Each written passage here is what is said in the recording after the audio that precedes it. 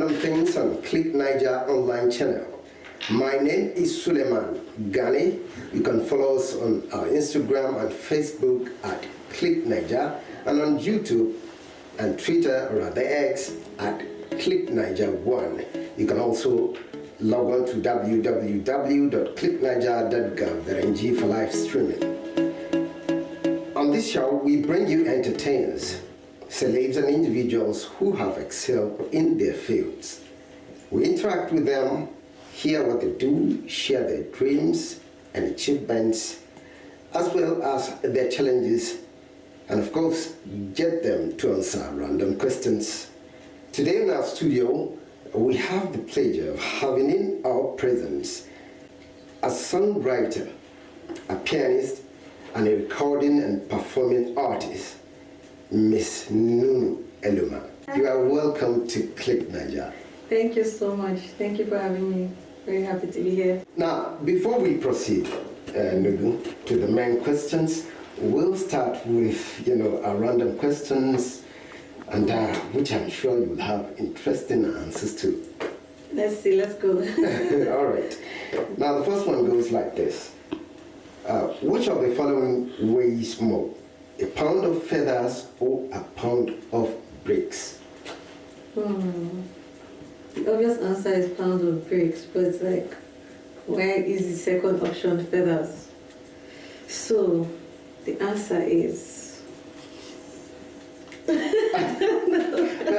Is what? Let me know. I'll just go with the not obvious answer and say pound of feathers, just because. Pound of feathers? Yes. Well, the answer is all of them weigh the same. A pound is a pound. Oh. All right, I think I got you on this one. Let's see if you can get the next one. Okay. Now, it goes like this. What has many keys but cannot open a single door? Oh, okay. I have options: a keyboard or like a laptop. Yeah. Yeah, that makes sense. Yeah. A piano, basically. Yeah.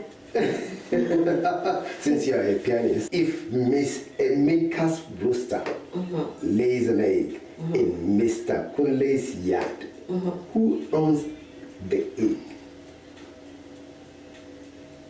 Lays an egg in Mr. Emeka.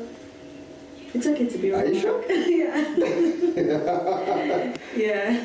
Well, no one owns the egg because roosters are male chickens, so they don't lay eggs. Nice one. Nice one. All right. Should I take you on another ride? Okay. All right. If there are 13 fishes in a pond, and 4 of them drowned, how many are left? 13 fishes in a pond. Yes. And 4 of them drowned. Drowned, yeah. In the pond. Yeah. Now I'm just like, when you feel like you know the answer, you're like, do you actually? Just for math's sake, I'll say 9. Well, fish doesn't drown. I mean, I don't like this. In fact, I'm going. Yeah, I'll take back my house. No, don't go. Don't go. You're right. I was like, It's part of the fun, I love it. I love this question so much. Yeah. So I think let's proceed into the questions, okay. shall we? Now, your journey with music began when you first saw a music teacher playing a piano during a school assembly. Can you take us back, to that moment and tell us what captivated you, so deeply?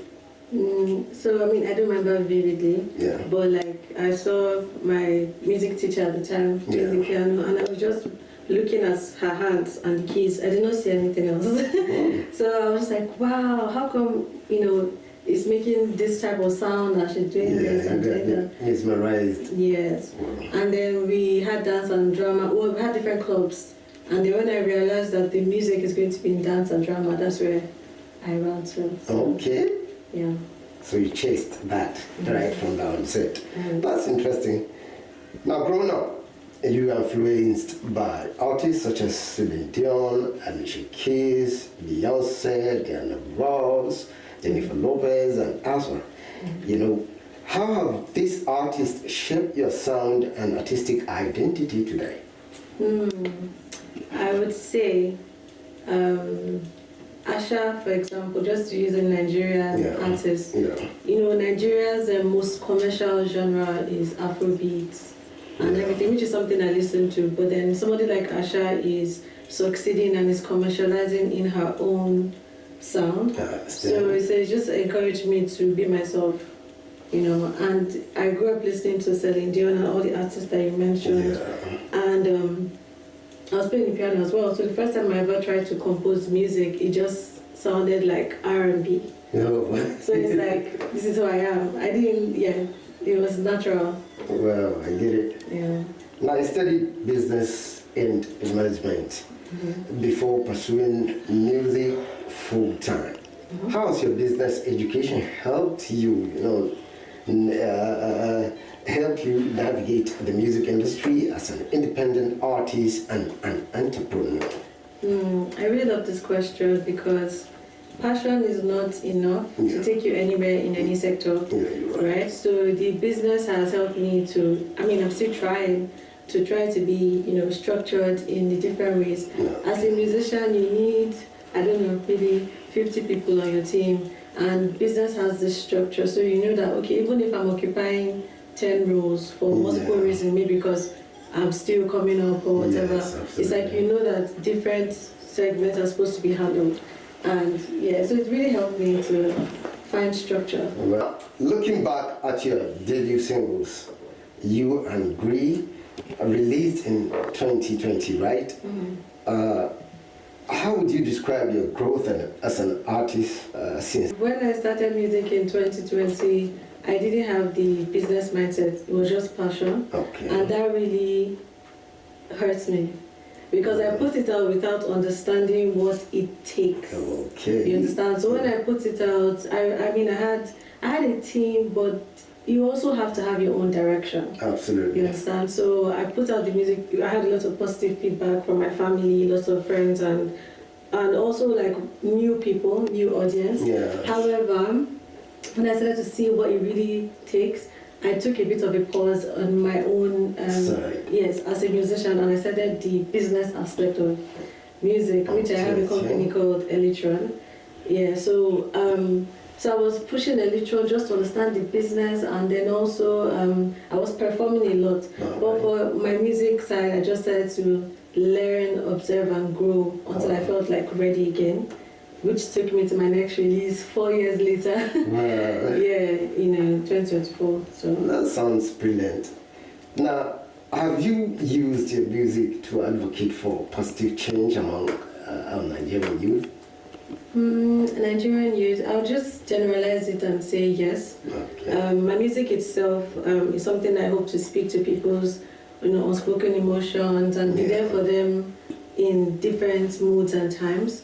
And I've had the opportunity to perform at specific sustainable development events. So I've been involved one way or the other. And I feel like just being a musician, I think some people have come to me to say, okay, Nunu, how are you doing it? I would like to, so food stamps and stuff. So in different capacities, the answer is yes. Well, that's good. Now, your music is often described as emotionally honest and rooted in storytelling. The question is, why is vulnerability such an important part of your creative process? I feel like even if you're singing Afrobeats or any genre, the fact that you're putting yourself out there is vulnerable enough. Now, if your lyrics are now even more, maybe you had like a heartbreaking situation, whether it's from romantic or from Nigeria, whatever it is that's breaking your heart, or your bank account, just being vulnerable to put that in a way that people can relate to is also, it's a lot. It takes a lot to be, to expose yourself like that. But it's fun. It's part of what we do. One of those things. Now, your 2025 EP, Through the Fire, explores themes of resilience and human connection. What inspires this project? What inspired it? And what message what are you hoping your listeners would take away from it? So it's basically my journey. Yeah. You know, not like I said from the beginning, not necessarily knowing even myself as a musician, my part, what to do, and how everything has been beautiful but challenging, but uncertain, but successful. It's everything in between, and it's like no matter what you're going through, you can come out of it. Yeah, you know, on a spiritual religious level, it's like God will not put you what you cannot handle, or there's light at the end of the tunnel. You know, it's like just keep pushing through. Yeah, you said that time frame of the year 2020, right? To that 2025, I can say is a lifetime for you to learn a lot from. Exactly. And plan for future occurrence. In 2026, you released Naila, right? Nalia. All right, Nalia. Your first international collaboration with, what was it like working with Nikatha Muthoni? Yeah, and Paul Rucker. And how did that collaboration come about? Yeah, so Paul Rucker is a producer, my best friend and guitarist, and my producer as well. And she basically she's the owner of the song, so she featured me and Nkata. Okay. So yeah, it was just like, because she's my long-term collaborator. Even Through the Fire was produced by her. Wow. Yeah, so it's like I was in the studio while she was making the beat, and I was like, I really, really love this. But she was already making it for Nkata, and I was, doing some melodies, and we found it. Yeah, or maybe I bullied her. I don't know. I'm just joking. But yeah, what I was doing sort of collaborated with. You might know what the theme and everything was about. So so I feel lucky to be on the song. Well, Rock, I must admit, a brilliant artist. I was here with her sometime in the past. You still watching Random Things on Click Naija online channel. My name is Suleiman Gani, and I've been speaking with Miss Nunu Eluma, a songwriter, a pianist. You can subscribe to our YouTube channel, Facebook, Instagram, and X. Don't miss this experience. Now, as a performer, you have appeared on stages ranging from intimate listening sessions to high-profile events attended by diplomats and African head of states. Which performance stands out as particularly memorable, and why? As much as I would love to be on huge stages where there are 20,000 plus people, here for my music, which is a dream. Absolutely. I really like intimate sessions because I get to connect with everybody. That's something scary, but it's very beautiful. It's nice to know that. So I like to see the end of the room that I'm performing in. Wow. So I prefer intimate sessions because I get to connect with everybody. Yeah. But I want to be on big stages. Yes. Well, I believe that intimate sessions, would help you analyze what people think about you and music as well. Yeah.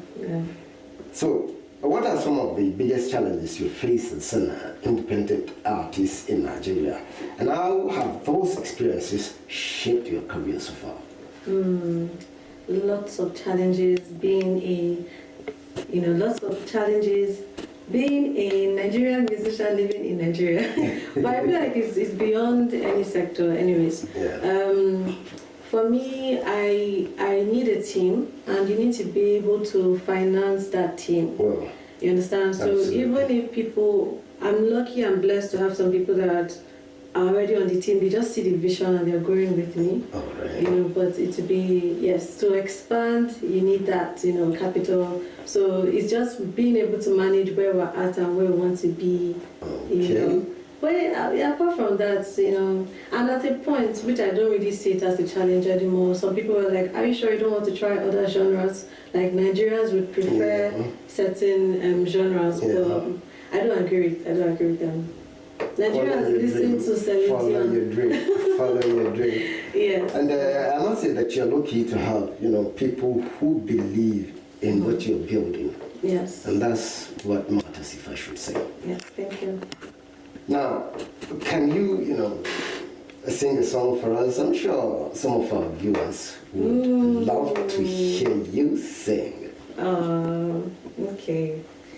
So, what song should we sing today? Yeah, the choice is yours. Okay. This is a song. This is "Rise Up" by Andrade. Okay. It's one of my favorite songs since it came out. I don't know, maybe 7 years ago. Oh. And I'll just take a few lines. That's okay. Absolutely is. Okay. It absolutely is.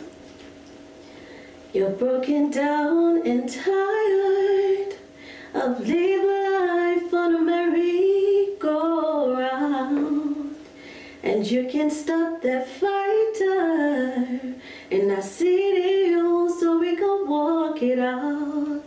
Move mountains.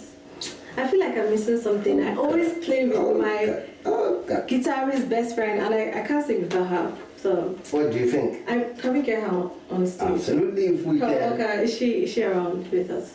Oh my God! I love to have her. So we have Paraka here, and we're going to do a song that she produced. It's called Just You and I, and it's basically when you don't know how to ask for help, but the people that love you enough to just see you and be there for you. So this is called Just You and I. You sing with me. All right, let's go with this voice of mine. Your eyes, they tell me a secret. I see the scars through your heart. You never want me to notice. I felt it in your silence. Let's get lost in this moment. We'll weather this storm together, just you and I.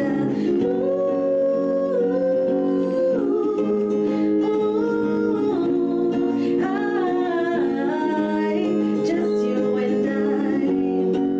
You don't have to worry about a thing, baby. You don't have to worry. Say, just you and I. Say, just you and I. Say, just you and I. Just you and I. One more time. Say, just you and I. Just you and I. Just you and I.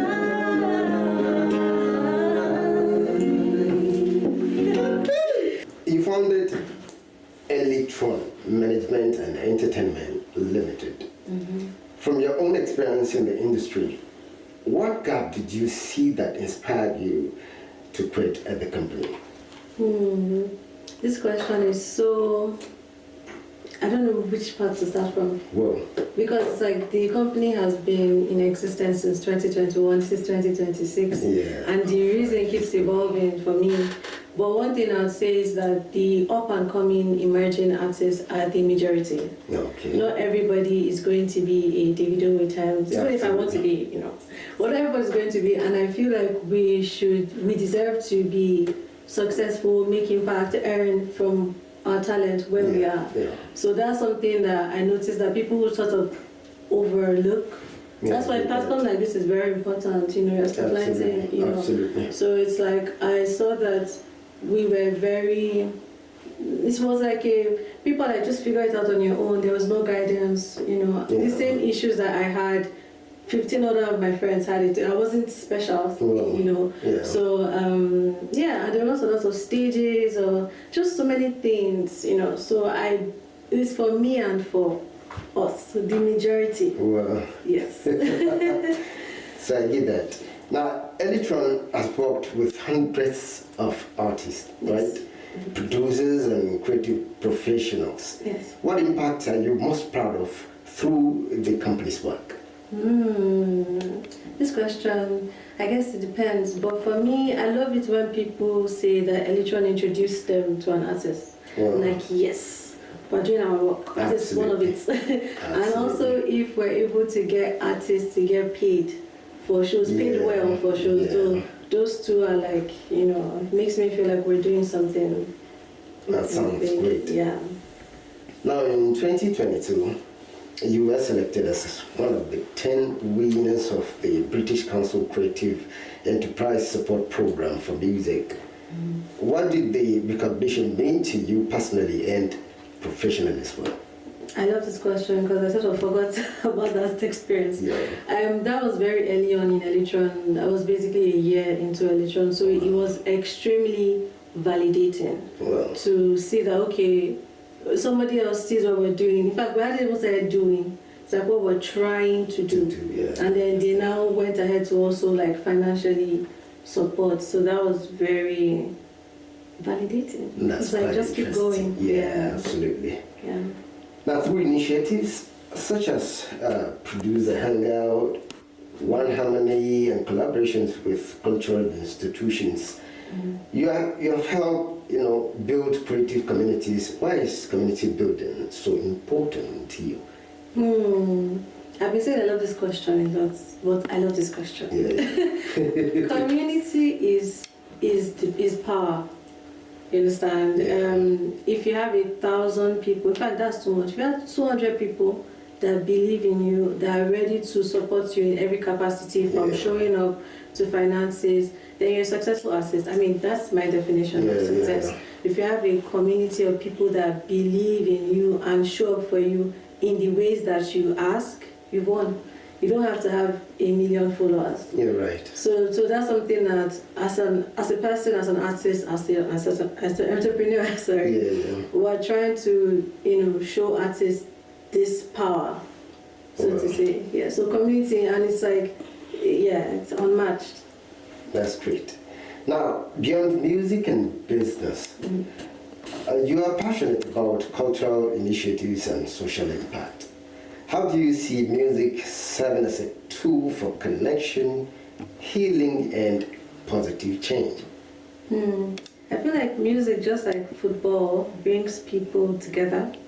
So whatever it is you are trying to do, using the Sustainable Development Goals, whether you are zero hunger or education or climate change or anything, music is a way to just attract them. Then you say your point. You understand? So it's like music is the attraction, and then you now really drive home while we're really there. So it's some sort of a bridge builder. Yes, absolutely. Okay. That's great. Now, finally, as you continue to grow as an artist, entrepreneur, and cultural advocate, what is the legacy you hope to leave for the next generation of creatives in Nigeria and across Africa? This is a big question. I would say whatever it is that you need to do, that you already know that you're supposed to do, just do it. Don't worry about how it's going to, pan out or how it's going to evolve. Just do it and keep trusting yourself to, evolve and pivot when necessary. So for me, I just want people to, I want people to be themselves. That's one thing. So I'm trying to share the story behind what we're doing, so people see beyond what it is and see why and where we're coming from. So that is. Believing in your dream. Yes, I'm going for it. Just go for it. Wow, nothing can stop you up there. Now, this is where we call it a wrap on this edition of The Random Things. We cannot leave without saying thank you, Nunu, for gracing our studio with your presence. Thank you so much for having me. And we hope to see you in the near future. Yes. And as well, we wish you all the best. Thank you so much. For me, Suleiman Ghani, on behalf of the production crew, here I say till I see you on the next edition of